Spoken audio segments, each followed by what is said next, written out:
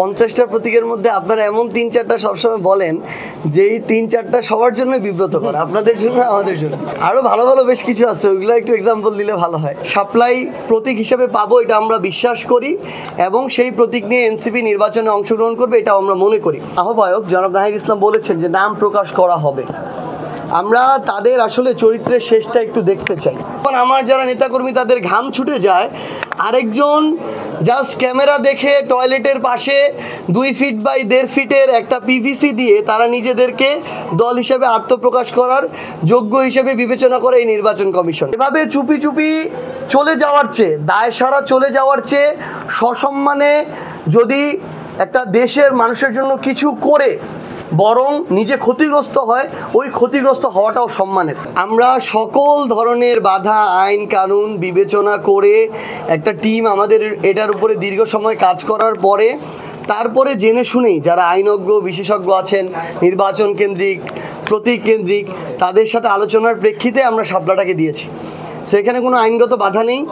এখানে যদি নির্বাচন কমিশন স্বেচ্ছাচারিতা করে, নির্বাচন কমিশন কারো চাপে তারা কিছুটা ভীত হয়ে আমাদেরকে এটা না দিতে চায়, আমরা মনে করব যে তারা স্বাধীন সাংবিধানিক প্রতিষ্ঠানের চরিত্রটা হারিয়ে ফেলেছে।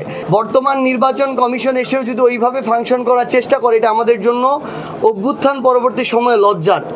আপনারা দেখবেন এনসিপির সাথে আরেকটা দলের নাম নেওয়া হয় জাতীয় লীগ, যারা নাকি পেতে যাইতেছে।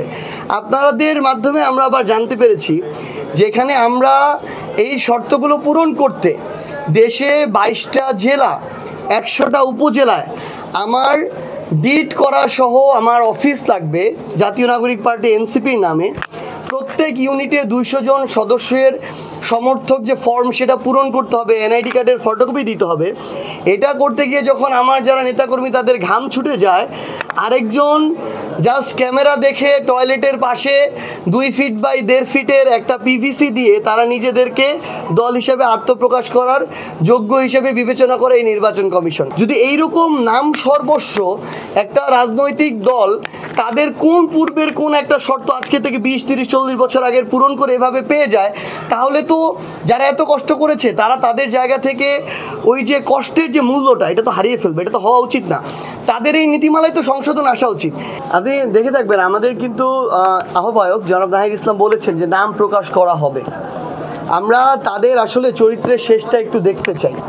কারণ তারা যখন এখন বিপ্লবটাকে, গণ অভ্যুত্থানটাকে ধারণ করে তাদের যেভাবে বোল্ডলি এক একটা সংস্কার করা দরকার ছিল, এক একটা সিদ্ধান্ত নেওয়ার কথা ছিল, যেভাবে আমরা প্রত্যেকটা জায়গায় যে অপকর্মগুলোর বিরুদ্ধে মানুষ রাস্তায় নেমেছিল সেগুলোর শেষ দেখতে চেয়েছিলাম, সেগুলো যখন আবার সামনে আসে তখন এই গাফিলতির দায় তাদেরকে কিন্তু নিতে হবে।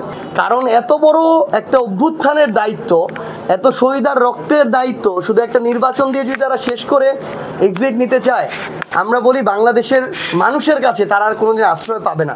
সো যেটুকু সময় আছে আমরা চাই তারা তাদের দায়িত্বটুকু সাহসিকতার সাথে পালন করুক।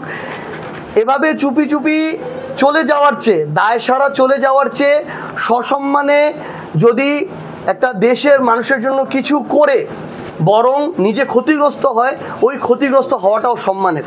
আমরা তাদেরকে আহ্বান করব তারা যেন অভ্যুত্থানটাকে ধারণ করে তাদের সিদ্ধান্তগুলো বাস্তবায়ন করে।